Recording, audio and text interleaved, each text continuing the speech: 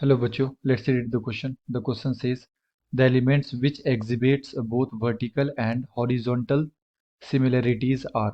Option A में दे रखा है इनर्ट गैस एलिमेंट, बी में दे रखा है रिप्रेजेंटेटिव एलिमेंट, सी में दे रखा है ट्रांजिशन एलिमेंट एंड डी में दे रखा है रेयर अर्थ एलिमेंट्स। तो ये बच्चों देखिए इसका करेक्ट आंसर क्या होगा। एंड सबसे पहले बात करते हैं की कॉन्सेप्ट की कॉन्सेप्ट। तो बेसिकली क्वेश्चन है बच्चों प्रॉपर्टीज ऑफ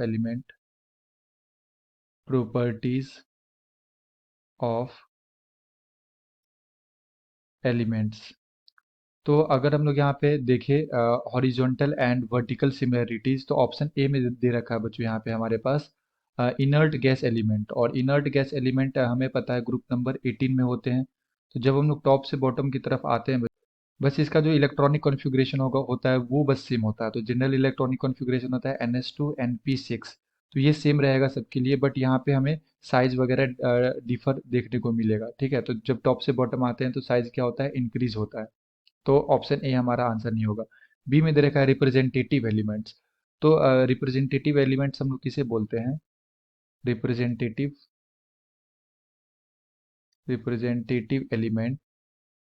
तो ये बेसिकली होता है हमारा S and P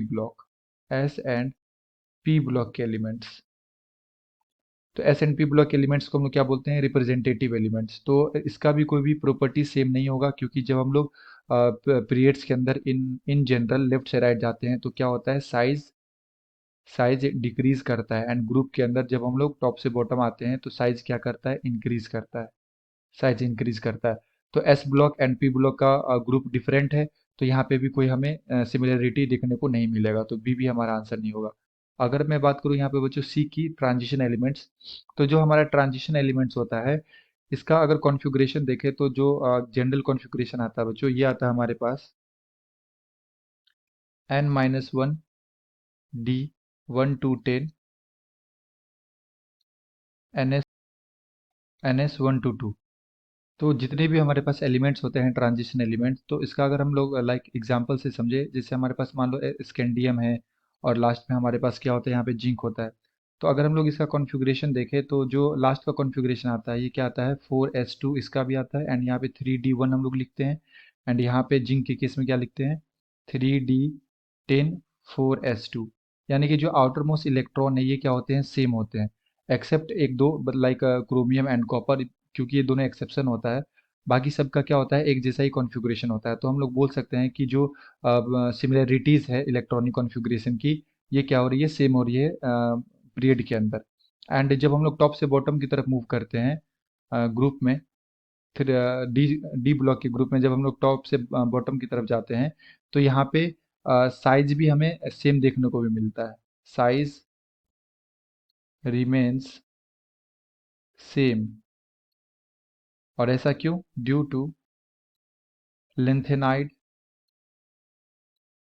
lanthanides contraction. तो लेंथेनाइड कॉन्ट्रैक्शन की वजह से यहाँ पे साइज भी क्या होता है बच्चों, सेम देखने को मिल सकता है। ठीक है, तो सिमिलरिटी की बात अगर हम लोग करें तो लेफ्ट से राइट जाने पे भी, यानी कि पीरियड में भी हमें यहाँ पे इलेक्ट्रॉनिक कॉन्फ़िगरेशन सिमिलरिटी देखने को मिल सकता है आउटर मोस्ट का। एंड जब टॉप से बॉटम आते हैं तो यहाँ पे हमें साइज देखने को मिल सकता है कि हाँ लेंथेनाइड कॉन्ट्रैक्शन होता है। Okay, so the appropriate answer is option number C. And अगर मैं डी में बात करूँ, रेयर अर्थ एलिमेंट्स, तो ये हमारा एफ ब्लॉक एलिमेंट्स है। तो यहाँ पे भी हमें साइज डिफर देखने को मिल सकता है जब हम लोग ग्रुप में मूव करेंगे। तो जो हमारा करेक्ट आंसर होगा बच्चों यहाँ पे क्या हो जाएगा, ऑप्शन नंबर सी हो जाएगा। I hope you will understood it well. Best of luck, thank you.